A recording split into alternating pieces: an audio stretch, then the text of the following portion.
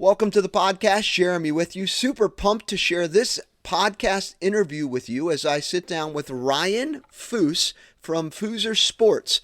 Ryan is a designer by trade, and he helps teams launch their brands. So if it's an alternate identity or a complete rebrand, or really taking a deeper dive look at your current brand and maybe you want to refresh it a little bit, Ryan is that guy.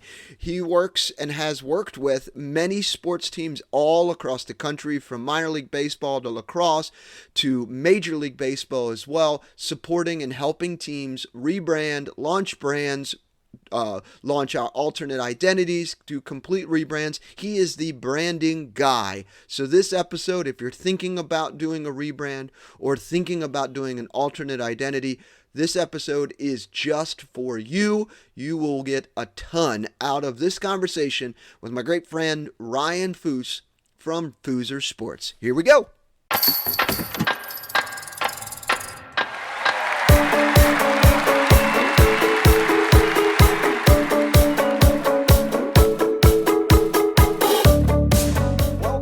Sports Marketing Machine podcast. This is the podcast for those working in sports, trying to grow their fan base and sell more tickets.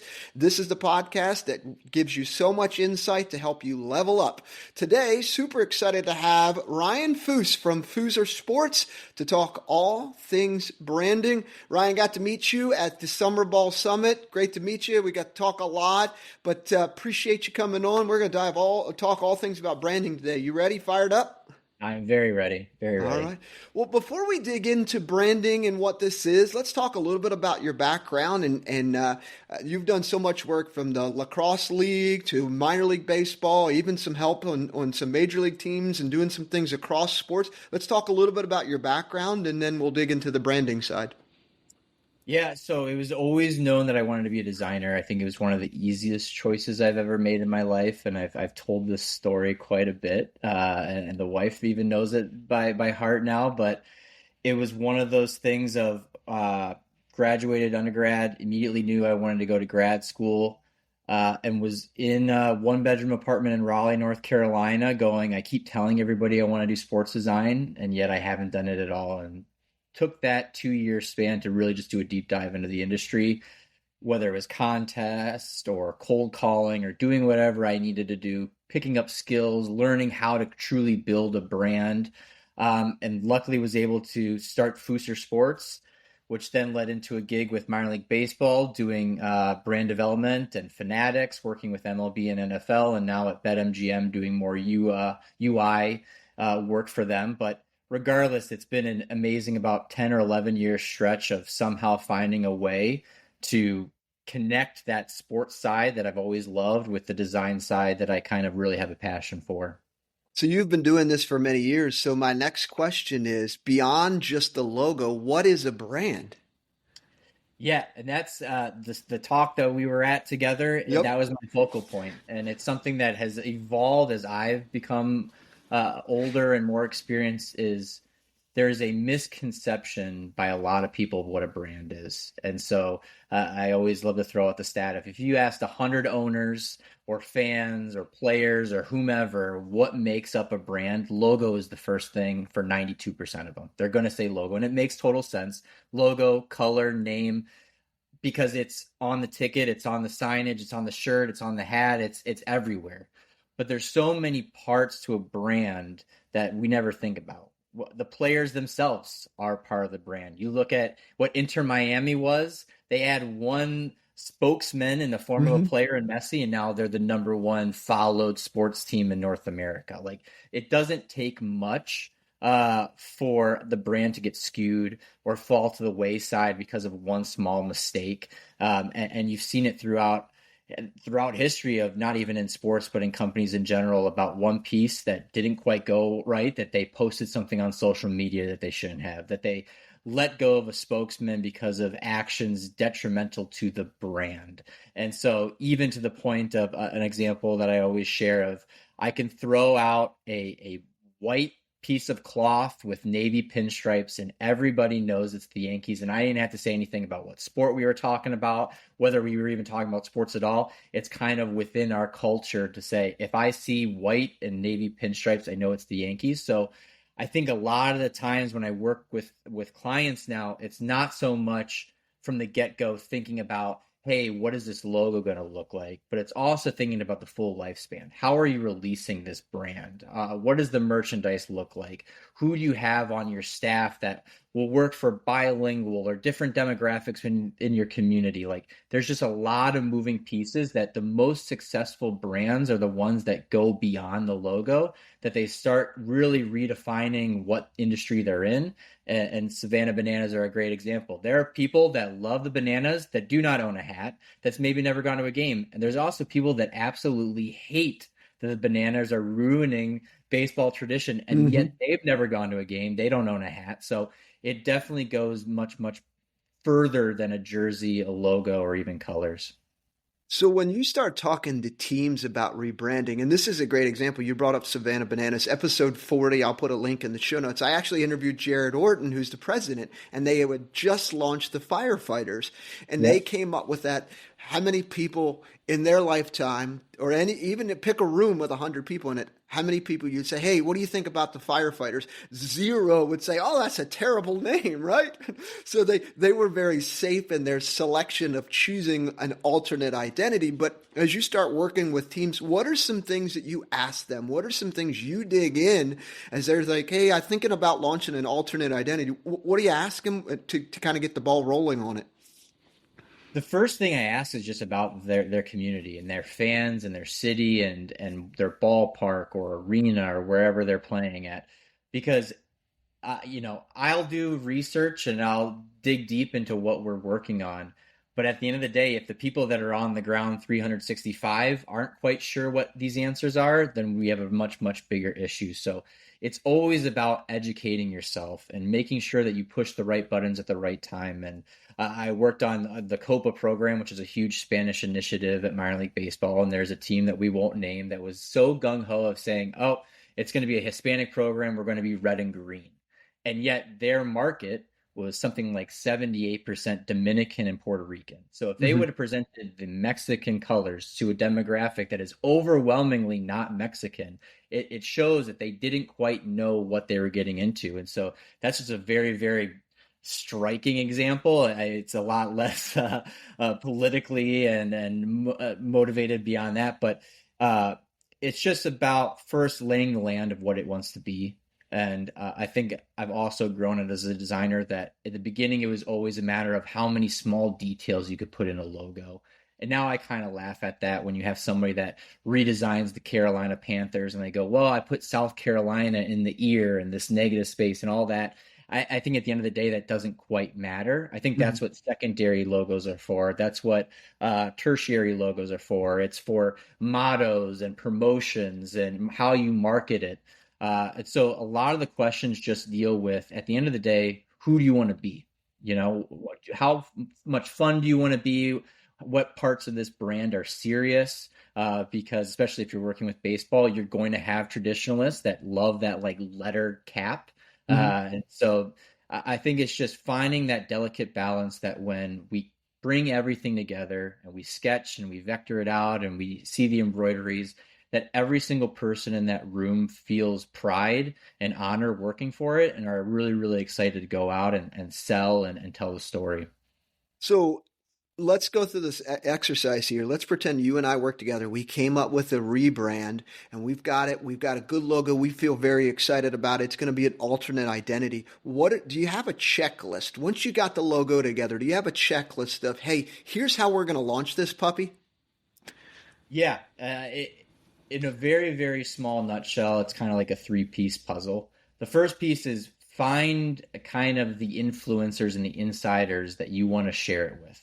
I think there's a lot of value by going into your neighborhood or your city and saying, hey, we're going to do this. Do you want to see it first? Because every single time people will say yes. And you don't have to share a copy with it. You don't have to get into NDA weeds. But if you're doing a food identity, how can you get with local folks that might be producing that specialty food item for the city and get their feedback? If you're working with, a Black initiative, going into that area and saying, hey, this brand is a specialty brand for you guys. We want to make sure that you're involved. And so I think that's huge, is finding the stakeholders outside of your front office that would be not only excited, but they're going to be the ones that will end up selling your brand better than you ever could. Because if they're on board and they're excited about it, their friends and their family will hear about it and it will grow and grow and grow. The second is, all right, we have all this stuff and it looks good. Do we have merch? It kills me when there is a release and all eyes are on you and there's no link to a store, there's nothing available, or you go there and there's one single hat and one single shirt.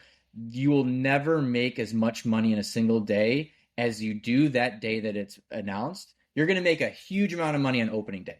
Like that's going to be a really, really great spot. But that's for you and your region. There isn't somebody in California that sees something in Florida and is going to show up to a game in order to get it. They're going to see it when it's announced and there's talk about it and there's publicity. So the second part is, do you have merch in a way of taking this brand and giving it to as many people as possible? And then 3 is really just coming back to what we just discussed, is internal knowledge. Why are you going to market it the way you're going to market it? What is the story? How do you make it more entertaining than just, hey, we thought this would be really fun? And so when you get buy-in internally, that starts to show. It starts bringing the energy around. So if you can get that specific demographic for a specialty brand that's really excited about it, you have the merch that's ready, and everybody inside your kind of front office is excited and motivated by it, it can only be successful. I think it's almost impossible with those 3 things that you will have a flop. It's such a great point. Do you, when you're interviewing or talking with folks about launching an alternate identity, do you ever ask them to kind of pause on it to say maybe your current brand isn't as strong enough in the community? Do you ever get into those situations? And that's kind of sticky because you're like almost like, hey, I don't want to work with you. I don't want business because you haven't grown the current brand as it is. Definitely. And so Springfield Lucky Horses is a great example when we were just in Springfield together, because their whole identity is based on a horseshoe sandwich, but the main logo is a true horseshoe that 99.9% of the world would recognize. And so it's a delicate balance on saying, hey, make sure they understand your brand before you start going way into the food or way into these other kind of things. And so everything that we did over the last couple of years with them has always kind of been like 1 degree off. So they became the cheddar monsters for a game. So there's cheddar cheese sauce that's poured over. So it made a connection. So I think that there's a lot of times that it can get confusing to people. And we see it every time a club does a specialty night. They put it on social media and the first 5 comments are, is this full time or is this how are we doing? What's going on here? Yep. So I think that it's really, really important that your brand still stays strong, your primary brand. But then there's also times where I've worked with clubs, and there's even some projects coming up that are going to get released the next year or so, where they go, hey, we had this in our style guide, but we want to emphasize it more and make it more modern or do a throwback version of it.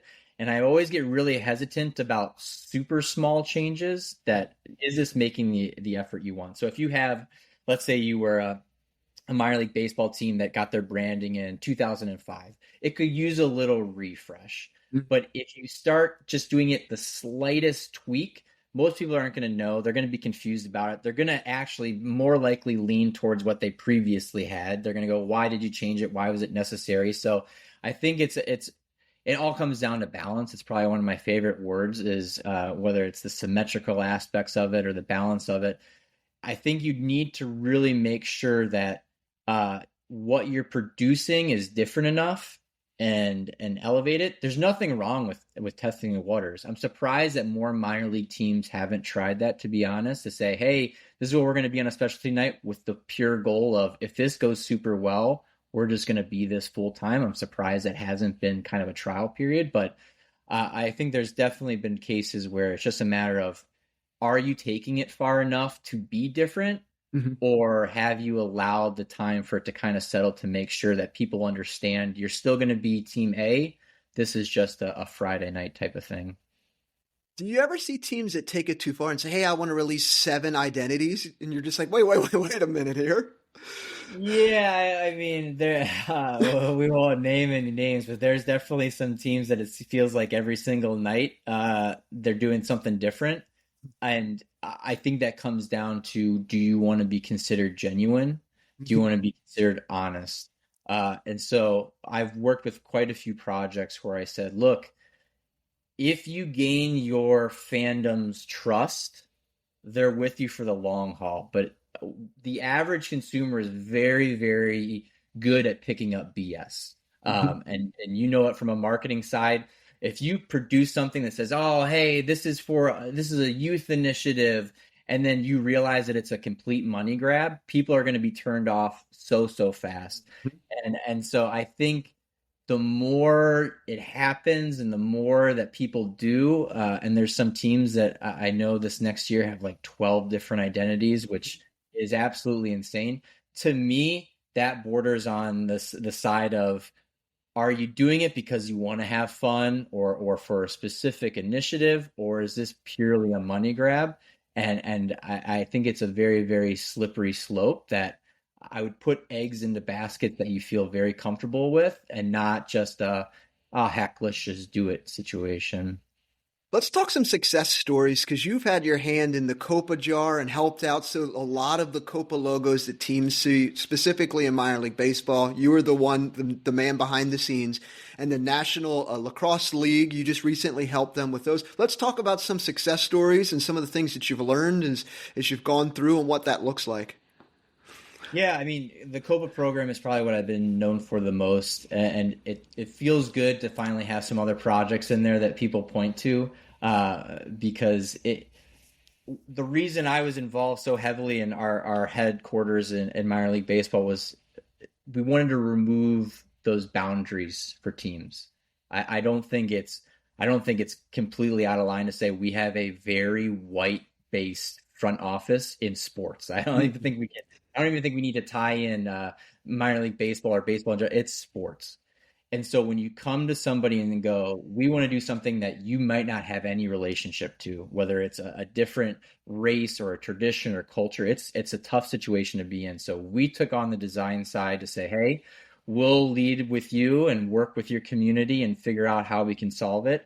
And you've seen it in Albuquerque, you've seen it in San Antonio, you've seen it in Eugene, Oregon, that all of a sudden they had maybe 20% of their population was Hispanic and never went to a game because they didn't feel as if there was anything for them. And one of the biggest kind of stigmas is every single team, doesn't matter what sport and what level, will always have a Hispanic heritage night or a military night or any of these kind of things. And what you're saying, almost subconsciously see is, we really, really value you. That's why we're going to give you this night. And that's never should be the case. If you're truly building around your fan base, there should be something about each and every game day that includes all these folks. Everybody should feel invited at a sports game. Like we don't need to get political or anything. You should feel as though, if you want to come to see my team, why would I not do my best to feel like you're included into this kind of world? And so we had such a great success because you had families that were doing family reunions at the ballpark because they're going, hey, this environment, this branding is about our culture. We think this is so awesome. And Flying Chanclas, I think, sold more in 3 or 4 days than they had like 8 years prior combined. Like, it was absolutely insanity. And it was because you're in a Texas town that has a very, very well-known Hispanic culture and heritage, and they weren't doing it to the level that they needed to be. And it has opened doors, and I think they'll never turn back. It will always be forward and doing more and more within those kind of demographics. So the Flying Chanclas, for those who don't know, what is that? A sandal, yeah. Which I'll never forget being in a little conference room at minor league baseball. I think it was actually like our library, which was really just an oversized closet. And We had all these kind of names and comments. They're like, we want to be flying chanclas, and it was just like a sandal that your abuela, grandmother throws at you if you're being a little naughty as a kid. And it took off like wildfire between social media. Sports Illustrated did a story about it immediately. Like it really, really took off because it was something that was so very minor league baseball-esque of a flying sandal, and it worked on so many different levels. So I don't think it'd be remotely close to my design Mount Rushmore, but in terms of a brand and how it was leveled, it would be up there because it did kind of touch on more than just a visual. It was how the food and sounds and environment and full brand kind of came together to surround the folks in San Antonio. So next time you're watching Encanto and she throws the sandal down down the hall, then the street there, you know exactly what that is. So, Exactly. one of which I asked you at the Summer Ball Summit this past summer, the motorboaters. You didn't make that, but what made that so spectacular? In addition to just the silliness of the name. I I think I think minor league, regardless of sport, because there's been hockey teams and other folks that have kind of pushed the envelope.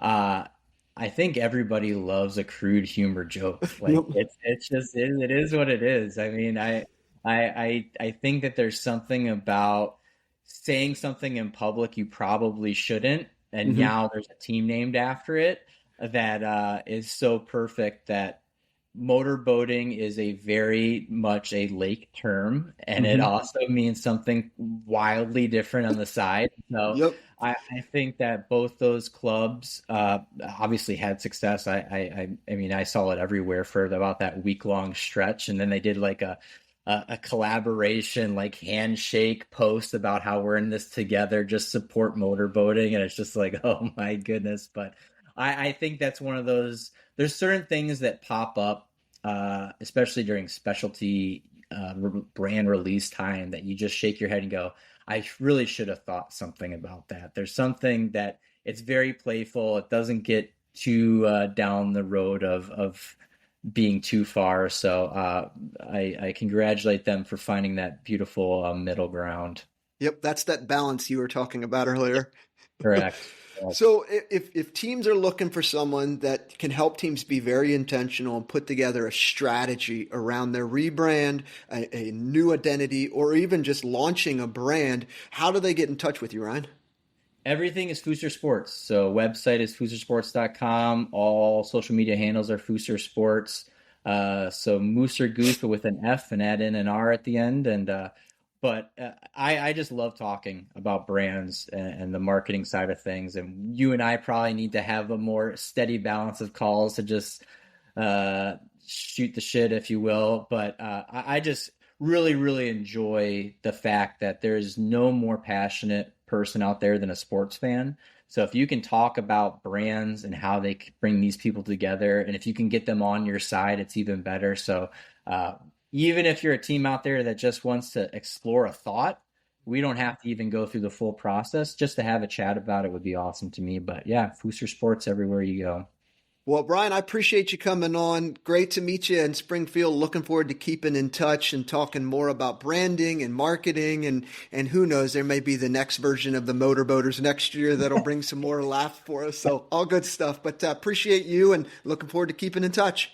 Yeah, thanks, Jeremy. Appreciate it. You got it. All right, I just